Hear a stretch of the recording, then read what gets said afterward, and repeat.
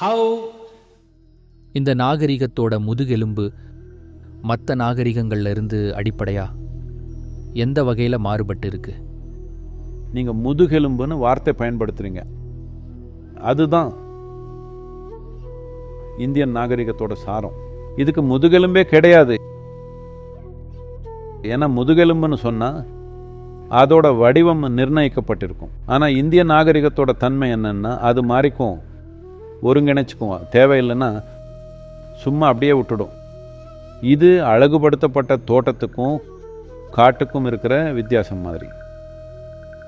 அழகுபடுத்தப்பட்ட தோட்டம் பார்க்க நல்லா இருக்கும், ஆனால் அது மேலே வேற எதுவும் நடந்து போகாது மனுஷங்களை தவிர.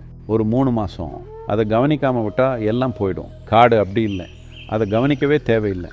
1 மில்லியன் வருஷம் கழித்து திரும்பி வந்தாலும் அது வளர்ந்துக்கிட்டு தான் இருக்கும். ஆனால் ஒரே நேர்கோட்டில் யோசிக்கிறவங்களுக்கு காடு குழப்பமாக தெரியும், காடு குளறுபடியாக தெரியும். அது குளறுபடியானது இல்லை, அதில் ரொம்ப ஆழமான ஒரு ஒழுங்கு இருக்குது. ஆனால் அந்த ஒழுங்கு நேர்கோட்டில் இல்லை, ஏன்னா அது முதுகெலும்பு இல்லாத அமைப்பு. நீங்கள் முதுகெலும்பை பற்றி பேசினதால சொல்கிறேன்.